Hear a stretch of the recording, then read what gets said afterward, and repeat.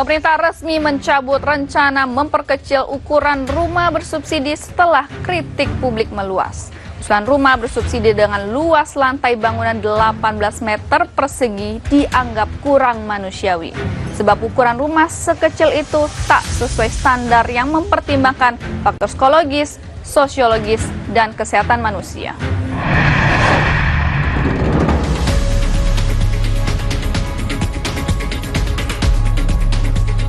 Pemerintah akhirnya urungkan niat meluncurkan rumah subsidi berukuran mini usai jadi polemik di tengah publik.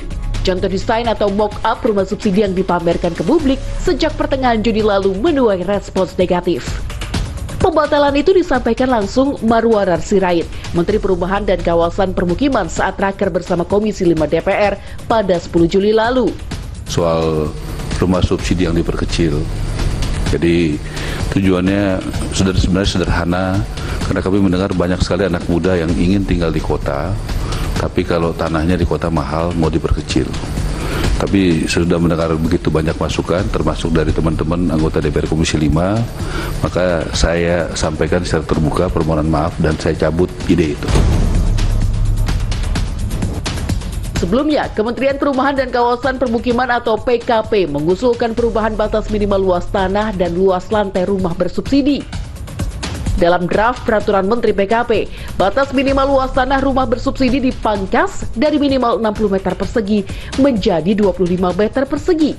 Sementara untuk luas bangunan berkurang dari minimal 21 meter persegi jadi 18 meter persegi. Kementerian PKP menyebut draft itu memang bagian dari uji publik untuk mendapat kritik dan saran dari masyarakat. Kami menyikapi dengan sangat positif gitu loh.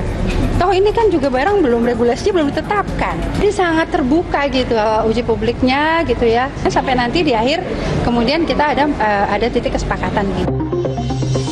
Mengacu persyaratan rumah layak huni versi Standar Nasional Indonesia, luasnya minimal 7,2 meter persegi per jiwa atau 28,8 meter persegi untuk satu keluarga berjumlah 4 orang.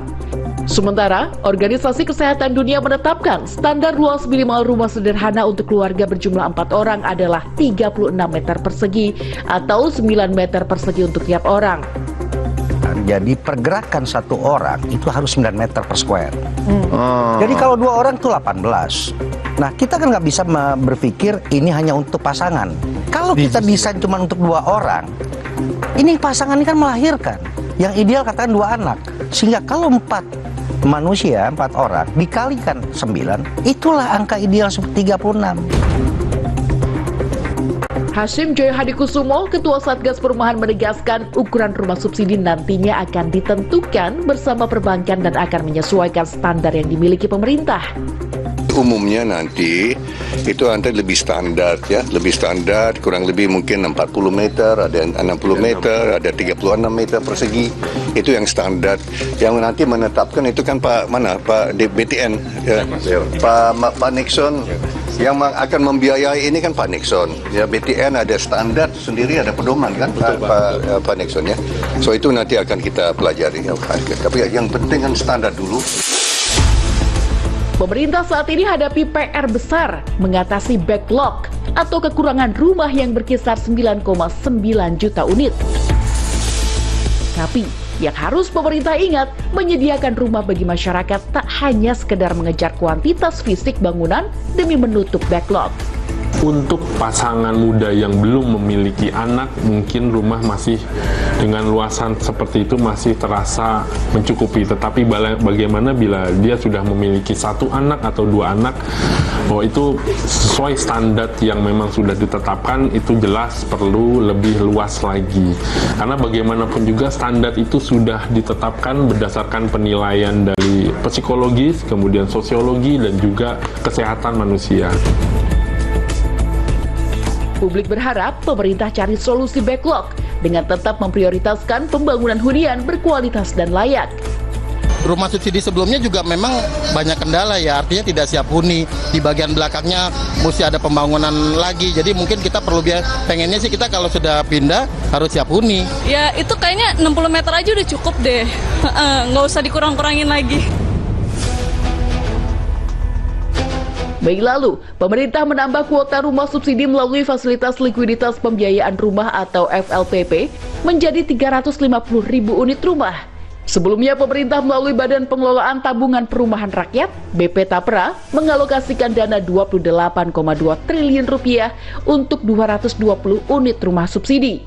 FLPP merupakan program subsidi untuk masyarakat berupa bunga kredit pemilikan rumah sebesar 5% dengan jangka waktu cicilan hingga 20 tahun. FLPP MBR yang memiliki backlog sampai 9,9. Kami waktu itu diperintahkan untuk bagaimana mencari solusi untuk menurunkan backlog. Artinya pembangunan rumah MBR ini nggak bisa 350.000 juga nggak bisa. Karena kalau kita bangun 350.000, pertumbuhannya 5% per tahun, nongol 450.000. Sehingga kita berpikir, ini harus 500 atau 1 juta. Pemerintahan Prabowo Subianto punya target membangun 3 juta rumah per tahun untuk mengejar backlog rumah.